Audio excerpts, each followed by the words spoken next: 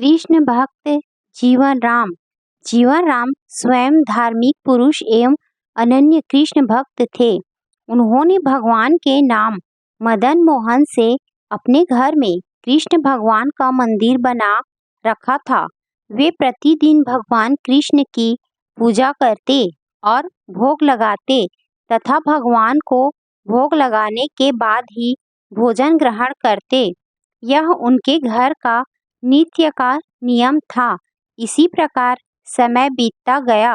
कर्माबाई प्रतिदिन अपने पिता को श्री कृष्ण भगवान की पूजा करते देखती, उनको भोग लगाते देखती। यही सब देखते सीखते कर्माबाई का बचपन बीत रहा था। अतः बचपन से ही उस नन्ही कर्मा में भक्ति भाव के संस्कार थे। इन्हीं संस्कारों के बीच पलते बढ़ते कर्मा 13 वर्ष की हो गई। एक बार जीवन राम को कार्तिक पूर्णिमा स्नान के लिए पुष्कर जाना था। उनकी पत्नी भी उनके साथ जा रही थी। वे कर्माबाई को भी साथ ले जाना चाहते थे, लेकिन एक समस्या आ गई। उनकी अनुपस्थिति में भगवान को भोग कौन लगाता। इसीलिए उन्होंने कर्मा को यह जिम्मेदारी सौंपी और बोले, पुत्री, हम दोनों पुष्कर स्नान के लिए जा रहे हैं। तुम सुबह भगवान को भोग लगाना और उसके बाद ही भोजन करना। कर्मा ने यह जिम्मेदारी सहर्ष स्वीकार कर ली।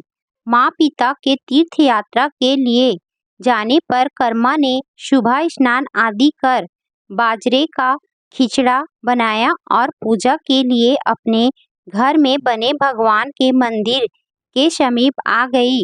भोग की थाली भगवान के सामने रख कर हाथ जोड़कर बोली, हे प्रभु, भूख लगे तो भोग लगा हुआ है, आप भोग ग्रहण कर लेना। तब तक मैं घर के और काम कर लेती हूँ। इसके बाद वह काम में जुट गई। बीच बीच में वह थाली देखने आती, लेकिन भगवान ने खिचड़ा नहीं खाया था। बहुत देर होने के बाद भी जब भगवान जी ने भोग ग्रहण नहीं किया तो उसे चिंता हुई कि क्या पता भगवान जी को खिचड़े में स्वाद ना आ रहा हो, इसीलिए ग्रहण नहीं कर रहे। इसमें घी की या गुड़ की कमी रह गई क्या। फिर जाकर उसने और गुड़ व घी मिलाया और वहीं बैठ गई। लेकिन भगवान ने फिर भी भोग ग्रहण नहीं किया। तब मायूस होकर उसने कहा, हे प्रभु, आप भोग ग्रहण कर लीजिए। माँ बापू पुष्कर नहाने गए हैं, आपको भोग लगाने अभी कुछ दिन वो लोग नहीं आएंगे। आपको भोग लगाने की जिम्मेदारी मुझे दी गई है, इसीलिए आपके भोग लगाने के बाद ही मैं खाना खाऊंगी। परंतु भगवान जी ने फिर भी भोग ग्रहण करना शुरू नहीं किया। फिर कर्मा उनसे शिकायत करते हुए बोली, माँ पिता जी जब भोग लगाते हैं तब तो आप भोग ग्रहण कर लेते हैं, फिर आज क्यों भूखे बैठे हैं। इतनी देर हो गई है, खुद भी भूखे बैठे हैं और मुझे भी भूखा रखा है। यह सब बोल कर वह भगवान के भोग ग्रहण करने की प्रतीक्षा करने लगी। परंतु यह क्या, अब तो सुबह से दोपहर समाप्त हो शाम हो चली थी। भूखी कर्मा अब रुआसा हो गई और दुखी हो रोते हुए बोली, हे भगवान जी, आप ग्रहण कर लीजिए भोग, अन्यथा मैं भी भूखी ही रह जाऊंगी। अंततः कान्हा के काठ की मूर्ति से आवाज आई। कान्हा बोले, कर्मा, तुमने पट बंद किया ही नहीं तो मैं भोग ग्रहण कैसे करूं। यह सुनकर कर्मा ने पट खींच कर ओट कर दी। भगवान श्री कृष्ण ने खिचड़े का भोग ग्रहण किया और थाली पूरी खाली हो गई। कर्मा ने पलट कर देखा तो भोग की थाली में भोग नहीं बचा था। तब कर्मा बोली, भगवान जी, इतनी सी बात थी तो पहले बता देते, खुद भी भूखे रहे और मुझे भी भूखी रखा।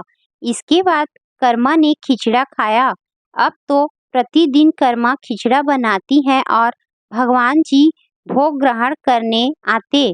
इसी बीच उसे लगने लगा कि उसे सबसे पहले भगवान को भोग लगा देना चाहिए। क्या पता उन्हें जल्दी भूख लग जाती हो।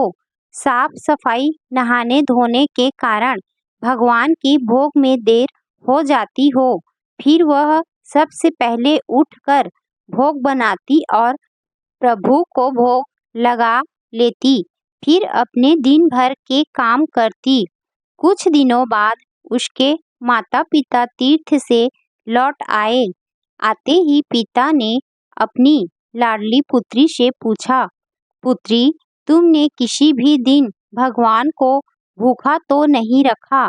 कर्मा बोली, नहीं पिताश्री, मैंने भगवान जी को प्रतिदिन भोग लगाया। फिर जब माँ रसोई घर में गई तो देखा जाते समय तो गुड़ का मटका पूरा भरा था, अब खाली कैसे हो गया? उन्होंने कर्मा को बुलाया और पूछा, पुत्री, गुड़ कहाँ है?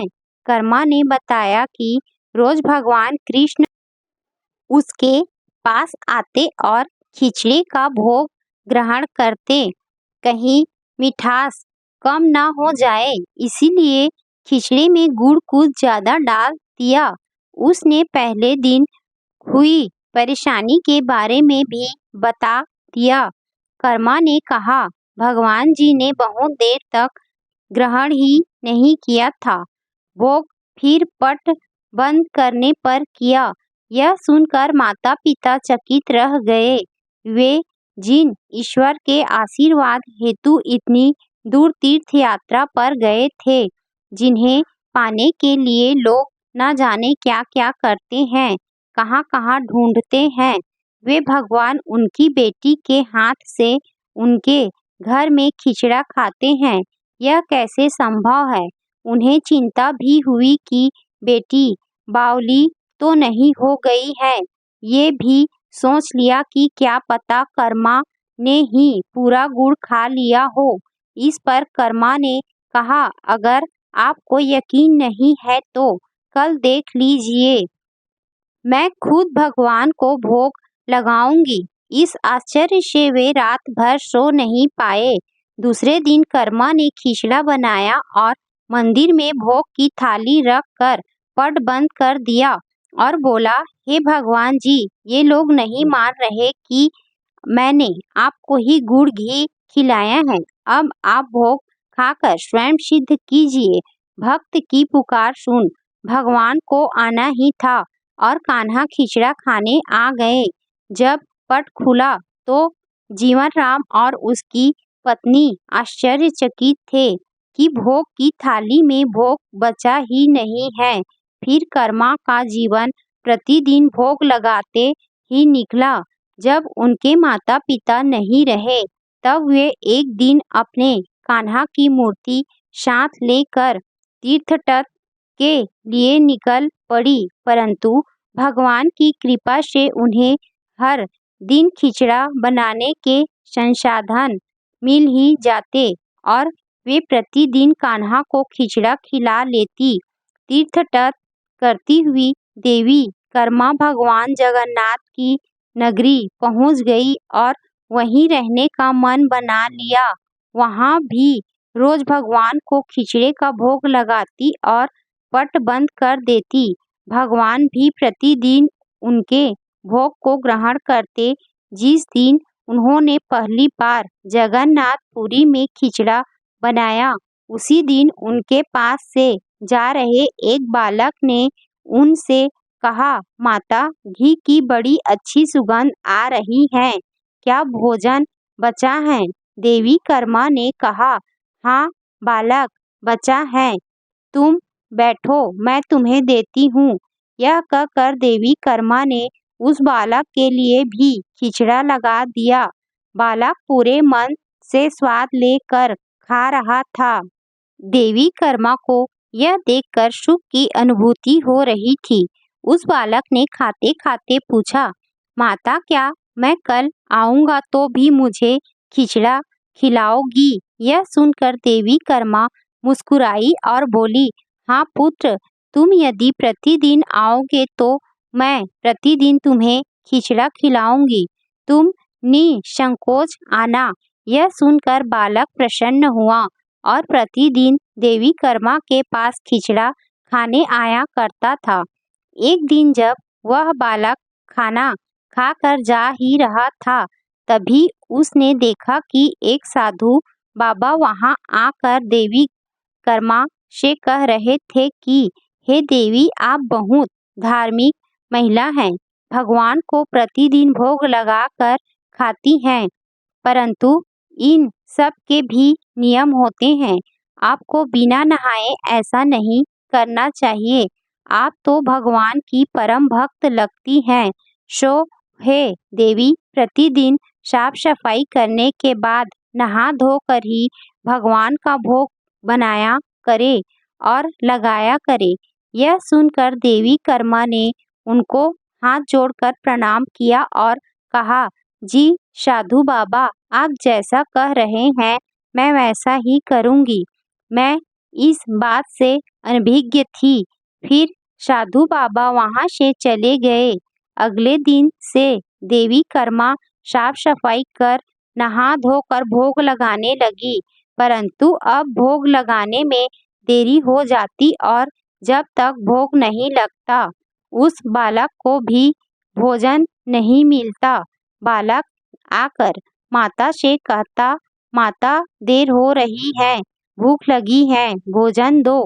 माता कहती, थोड़ी देर रुक जा लल्ले, मैं दे रही हूँ। बालक जल्दी जल्दी खाकर भाग जाता। कुछ दिन ऐसे बीते, परंतु यह कौन जानता था कि वह बालक साक्षात भगवान जगन्नाथ हैं, जो प्रतिदिन बालक का रूप धर कर्माबाई के हाथ से बना खिचड़ा खाने आते थे। इतने दिनों में जब जगन्नाथ मंदिर में भगवान का पट भोग के लिए खुलता तो भगवान के मुख पर की खिचड़े का जूठन लगा होता। एक दिन पुजारी ने मुस्कुराते हुए मन ही मन कहा, हे प्रभु, आपकी लीला भी अपरंपार है। जाने किस भाग्यवान भक्त के यहाँ आप जाकर प्रतिदिन खिचड़ा खाकर आते हैं। फिर पूजा अर्चना हुई। दिन बीत गया, रात्रि हुई। रात्रि को पुजारी के स्वप्न में भगवान जगन्नाथ आए और उन्होंने पुजारी से कहा, हे भक्त, तुमने सही पहचाना, मैं अपनी एक अनन्य भक्त कर्माबाई के यहाँ प्रतिदिन उनके हाथ का बना खिचड़ा खाने जाता हूँ। वह मुझे बिल्कुल अपने पुत्र सा लाड करती हैं। उनकी भक्ति से मैं अति प्रसन्न हूँ, परंतु इसी मंदिर के एक साधु ने उन्हें कुछ आम जीवन की ज्ञानवर्धक बातें एवं उपासना का तरीका समझाया, जिससे मुझे भोग लगाने में अब उनसे देरी हो जाती है। इसी वजह से मेरे मुंह पर खिचड़ा लगा रह जाता है। प्रभु की लीला भी अपरंपार है। वह तो सर्वव्यापी है। एक ही समय अलग अलग स्थान पर हो सकते हैं, परंतु मुख पर खिचड़ा लगाने की लीला उन्होंने इसीलिए रची ताकि पुजारी के मन में यह प्रश्न उठे। उस प्रश्न के निवारण में प्रभु पुजारी जी को यह बता सके कि आम जीवन में हम अपने ज्ञान को जब दूसरों को बताते हैं तो वह सदैव ज्ञान के लिए होना चाहिए, न कि भक्ति के भाव को बदलने के लिए। क्योंकि संसार जीवन के लिए ज्ञान आवश्यक है, ज्ञान महत्वपूर्ण है, परंतु जहाँ भक्ति होती है वहाँ ज्ञान का कोई काम नहीं है। भक्ति में भक्त अपने प्रभु के प्रेम में डूबा रहता है। उपासना के कई तरीके हैं। जितने भक्त, जितने उपासक, उपासना के उतने तरीके। जब ईश्वर ने ही उपासना के तरीकों पर प्रश्न नहीं उठाया तो किसी को भी किसी और की भक्ति पर प्रश्न नहीं उठाना चाहिए। साधु गलत नहीं थे, साधु अपने ज्ञान के हिसाब से ही कार्य कर रहे थे। वह सही थे, परंतु उन्हें यह नहीं पता था कि जो महिला प्रभु को बिना नहाए खाना देती हैं, उसका भाव सिर्फ इतना था कि मेरे प्रभु को जल्दी खाना मिल जाए, वह भूखे ना रह जाए। और यह प्रेम भाव प्रभु के लिए हर नियम से ऊपर था। इन बातों को सुनकर पुजारी जी ने साधु बाबा को बुलवाकर यह बात कही। साधु बाबा को भी अपनी गलती का एहसास हुआ कि वह भगवान और भक्त के बीच में आ रहे थे, और उन्होंने बिना समय गंवाए माता कर्मा के पास जाकर कहा कि हे देवी, आप जैसे प्रभु को पहले भोग लगाती थी वैसे ही लगाइए। मैं आपकी भक्ति नहीं समझ पाया, इसीलिए मुझे क्षमा करें। देवी कर्मा ने कहा, जी ठीक है, मैं कल से फिर से उसी समय पर वैसे ही भोग लगाऊंगी। माता कर्मा ने फिर उसी तरीके से भोग लगाना शुरू कर दिया, और भगवान के मुख पर खिचड़ी का जूठन अब नहीं लगा होता। ऐसे ही कई वर्ष बीत गए। एक दिन पुजारी जी ने देखा भगवान की आंखों से आंसू बह रहे हैं और वह भोग ग्रहण नहीं कर रहे। तब उन्होंने मन ही मन फिर से पूछा, हे प्रभु, ऐसा कौन सा अपराध हुआ हमसे कि आपके भोग ग्रहण नहीं किया और आपकी आंखों से आंसू भी बह रहे हैं। प्रभु, यदि हमसे कोई अपराध हुआ है तो हमें क्षमा करें और भोग ग्रहण करें। आपके भक्त जन प्रसाद के लिए प्रतीक्षा कर रहे हैं। फिर क्या था? भक्त वत्सल प्रभु ने प्रसाद ग्रहण कर लिया, परंतु प्रभु के भोग देर से ग्रहण करने की बात और उनके आंखों से अश्रु बहने की बात पूरे प्रजा में तेजी से फैल गई। यह बात महाराज तक जा पहुंची। महाराज अति शीघ्र मंदिर पहुंचे और वे पुजारी जी से विचार विमर्श करने लगे। फिर उन दोनों ने भगवान के पास हाथ जोड़कर विनती की कि प्रभु, कृपया हमें बताएं कि इस बात का क्या संदेश है। रात्रि पहर जब वह सो रहे थे, तब भगवान राजा के सपने में आए और उन्होंने कहा कि मेरी एक अनन्य भक्त थी, कर्माबाई, जो प्रतिदिन मुझे खिचड़ी का भोग लगाती थी और मैं प्रतिदिन उनके यहाँ बालक रूप में जाकर खाया करता था। परंतु आज उन्होंने अपने अंतिम श्वास लिए और मुझ में सदैव के लिए लीन हो गई। अब मुझे बालक की तरह प्रेम कर कौन खिचड़ा खिलाएगा? यह सुन महाराज ने सपने में ही भगवान से कहा कि प्रभु, आज से प्रतिदिन आपके भोग में कर्माबाई का खिचड़ा भी चढ़ेगा। यही सपना उन्होंने अपने दरबार में सुनाया और उसी दिन से भगवान जगन्नाथ के भोग में कर्माबाई का खिचड़ा भी चढ़ने लगा। यह थी भक्त कर्माबाई की कथा और उनके खिचड़े से जुड़ी प्रभु की लीला।